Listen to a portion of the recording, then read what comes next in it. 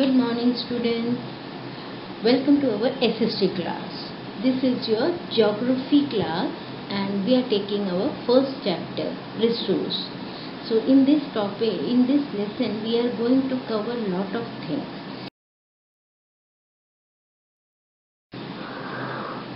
We are going to see what is the meaning of the resource, what are the values of the resource, what kinds of values are there, and what are the types of resources, and how we classify these resources, and how we conserve these resources for the future. So these all things are we going to discuss in this chapter. What is the meaning of resource? As you all know that our mother nature has gifted us many more resources in this world to survive in this earth. है ना, बहुत सी चीज़ें हमको mother nature ने दिया हुआ है. जो भी चीज़ जो हमको ऐसी चीज़ें हैं वो हमको सेटिस्फाई भी करती हैं और हमको ज़रूरत भी है. तो anything that can be use to satisfy our need is called resource. ऐसी कोई भी चीज़ जो कि हमें सेटिस्फाई कर रही है, हमें संतुष्टि देती है उसके यूज़ करने से, और हमें बहुत ज़रूरी भी है वो चीज़, तो उस चीज़ को हम लोग क्या बोलते हैं? रिसोर्स बोलते हैं. जैसे एयर है, वाटर है, लैंड है, फूड है, ये सब चीज़ें रिसोर्सेस हैं. यूटिलिटी और यूजेबिलिटी से पता चलता है कि वो सब्सटेंस हमारा रिसोर्स है कि नहीं है. अब अगर हम इसको एक एग्जाम्पल के द्वारा समझें, आपके पास दो कार हैं, एक कार डैमेज है, एक कार वर्किंग सिचुएशन में है. तो कौन सी कार आपके लिए रिसोर्स होगी? नेचुरली आपकी जो वर्किंग कंडीशन में कार है वो आपके लिए रिसोर्स होगी, क्योंकि वो आपको यूज़फुल है, वो आपको नीडेड है. अगर कहीं जाना है, कहीं घूमने जाना है, कुछ लेने जाना है, तो वो आपके लिए ज़रूरी है. मतलब वो वाली कार आपके लिए नीडेड है, ना कि डैमेज कार तो खड़ी है, वो आपके लिए कोई रिसोर्स का काम नहीं करेगी. Now what are the values of the resource? How do we know that? How does something become a resource? कैसे पता चलेगा कि ये रिसोर्स है? Things become resource only when they have value. तभी वो रिसोर्स हो सकता है जब उसकी कोई वैल्यू होगी. और इसकी वैल्यू कैसे पता चलेगी? उसके यूज़ से, उसके यूटिलिटी से, उसको हम कैसे यूज़ कर रहे हैं और उसको कितना यूज़ हमको चाहिए, मतलब हमको कितनी ज़रूरत है और उसकी कितनी महत्व है हमारे लिए, ये मिलके उसकी वैल्यू तय करते हैं. All resources are some values. सब रिसोर्सेज की अपनी अपनी एक वैल्यू होती है. और वैल्यू का क्या मीनिंग होता है? वर्थ. ठीक है. सम वैल्यूज है जिसके बारे में हम आगे पढ़ेंगे. Legal value, aesthetic value, ethical value, economical value. 4 kind of values होते हैं. Economics value, legal value, aesthetic values and ethical values. 3-4 values को हम लोग अभी एक एक करके डिस्कस करेंगे. Now first is the legal value. Legal value क्या है? जो हमको नेचर ने गिफ्ट दिया है, एयर, वाटर, लैंड, इन सबको हम लोग यूज़ कर रहे हैं. ये हमारे पार्ट ऑफ लाइफ है, बेसिक लाइफ सपोर्ट सिस्टम है. ये एयर, वाटर, लैंड ये हमारे क्या है? बेसिक लाइफ सपोर्ट सिस्टम है. और ये हमारी रिस्पॉन्सिबिलिटी है कि हम इन सबको प्रोटेक्ट करके रखें. किससे? पॉल्यूशन से. ये अभी भी आपको मालूम है कि सेव अर्थ चल रहा है, सेव वाटर चल रहा है, क्लीन योर एनवायरनमेंट, है ना. पॉल्यूशन फ्री रखिए, धुएं वाली गाड़ी को ना चलाएं, फैक्ट्री से ज़्यादा धुएं ना निकले.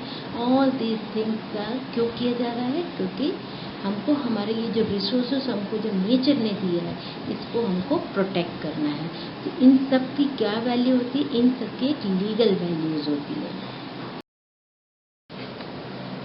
Now aesthetic value. What do you mean by the aesthetic value? Aesthetic value का एक और मीनिंग होता है कि नेचुरल वैल्यू. नेचुरल का मतलब है जो हमें प्रकृति ने दिया है, जो कि नेचुरली है, जिसको देख के हमें बहुत संतुष्टि मिलती है. जैसे लैंडस्केप है, लैंडस्केप माउंटेन्स है, वाटरफॉल्स है. ये सब चीज़ें जो हमको देख के बहुत सुकून सा मिलता है, बहुत अच्छे लगते हैं. ये प्राइसलेस है, इनको हम प्राइस लेके नहीं खरीद सकते हैं, है ना. तो इनकी कोई प्राइस नहीं होती है. इनको सिर्फ हम लोग क्या कर सकते हैं? इनकी क्या वैल्यू है कि हम इनको महसूस कर सकते हैं. ये है नेचुरल वैल्यूज और aesthetic value. Now the ethical values. What do you mean by the ethical values? We have to protect our flora and fauna which are intensively exhausting from the earth, है ना. ये हमारे अर्थ से क्या हो रहे हैं, धीरे धीरे धीरे कम होते जा रहे हैं. फ्लोरा मीन्स पेड़ एंड फौना मीन्स एनिमल्स. तो ये सब जो ऐसे जो एनिमल्स हैं, जो वाइल्ड लाइफ हैं हमारे, धीरे धीरे एक्सटिंक्ट होते जा रहे हैं. तो इनको क्या करना है, हमको बचा के रखना है, इनको हमको प्रोटेक्ट करना है. तो ये जो वैल्यू है इनको प्रोटेक्ट करने की, इसको हम बोलते हैं ethical value. Now the economical value. Economical value क्या है, ऐसी कोई भी चीज़ जिसको हम खरीद सकते हैं, बेच सकते हैं, ठीक है, ये चीज़ें कहलाती हैं आपकी इकोनॉमिकल वैल्यू. जो चीज़ें खरीदना और बेचना हो सकता है वो हमारी किस वैल्यू में आती है, इकोनॉमिकल वैल्यू में आती है. लाइक गोल्ड हुआ आपका, सिल्वर हुआ, मेटल्स, मिनरल्स, ये सब चीज़ें आपकी इकोनॉमिकल वैल्यूज़ में आती हैं.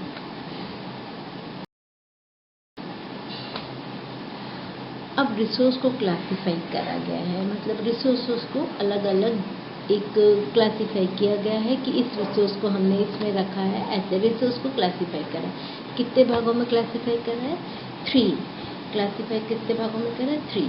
Natural resource, human made resource and human resources. अब इन तीनों के बारे में हम अलग से इसमें अभी आपको बताएंगे. Natural resources. What are natural resources? वो रिसोर्स जो हमको नेचर से मिलता है. Resources which are obtained from the nature. अब नेचर से हमें लिविंग भी मिलता है, नॉन लिविंग भी मिलता है. लिविंग को हम बोलते हैं बायोटिक, नॉन लिविंग को एबायोटिक. लिविंग बायोटिक में क्या आएंगे, हमारे प्लांट्स आएंगे, एनिमल्स आएंगे, ह्यूमन बींग्स आएंगे, माइक्रो ऑर्गेनिजम्स आ जाएंगे, ये सारे लिविंग थिंग्स हैं. और नॉन लिविंग थिंग में क्या आएंगे, आपके water, air, rocks, mountains, soil, ये सारी चीज़ें आपके नॉन लिविंग में आएंगे, मतलब एबायोटिक में आएंगे. तो नेचुरल रिसोर्स क्या हुआ, नेचुरल रिसोर्स वो हुआ जो हमें नेचर से मिलता है. Resources which are obtained from the nature are called natural resources.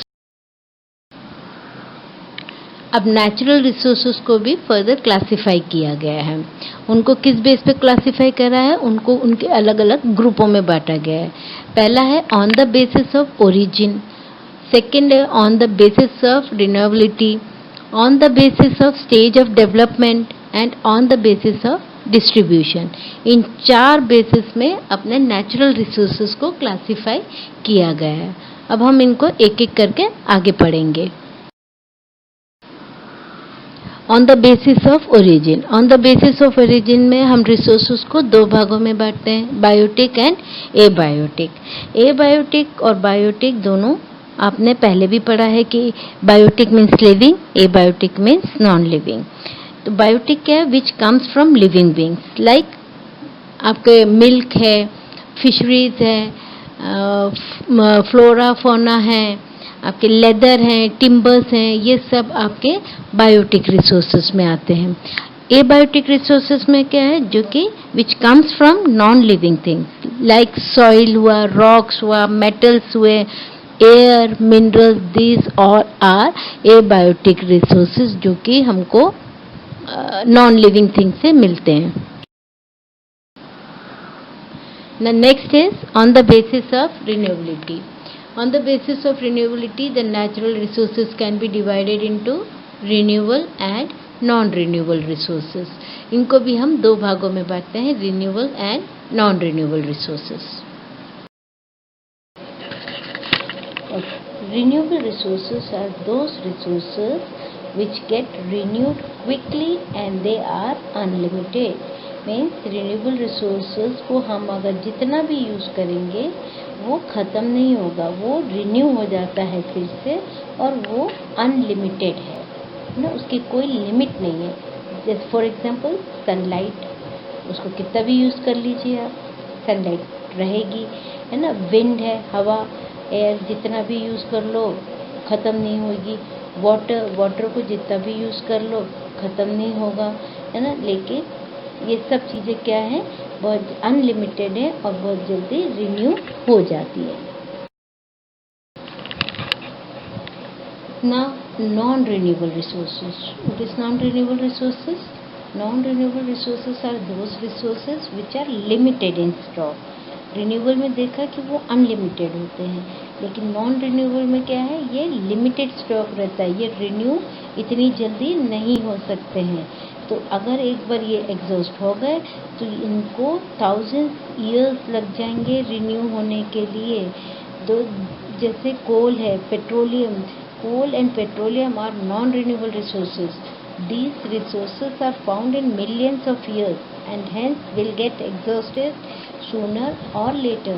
ये कोल और पेट्रोलियम जो हैं वो हमको 1000 मिलियन ईयर्स लग जाएंगे अगर एक बार ये चले गए, ख़त्म हो गए तो इनको बढ़ने में।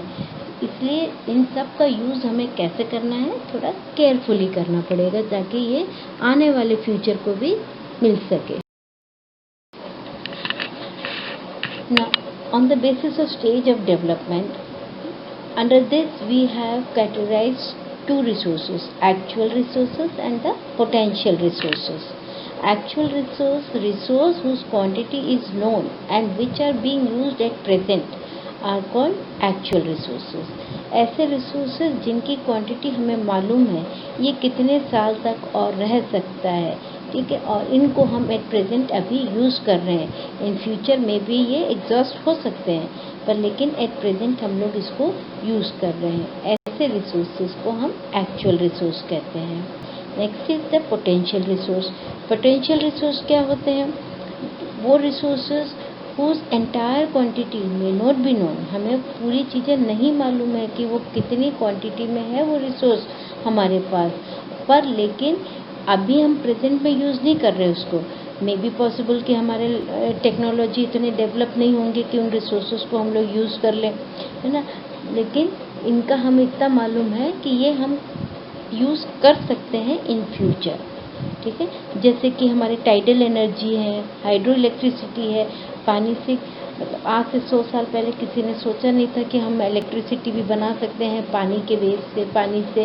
तो ये हमारी टेक्नोलॉजी है जिससे कि हम लोग इनको रिसर्च करके हम अपने फ्यूचर में कभी भी इसको यूज़ कर सकते हैं, लेकिन एट प्रेजेंट हम लोग इस चीज़ को अभी यूज़ नहीं कर रहे हैं। तो that is called the potential energy resources.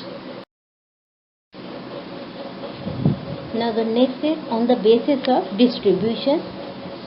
इनको हमने दो पार्टों में कैटेगराइज किया गया है, ubiquitous resources and localised resources. Ubiquitous resources क्या होते हैं?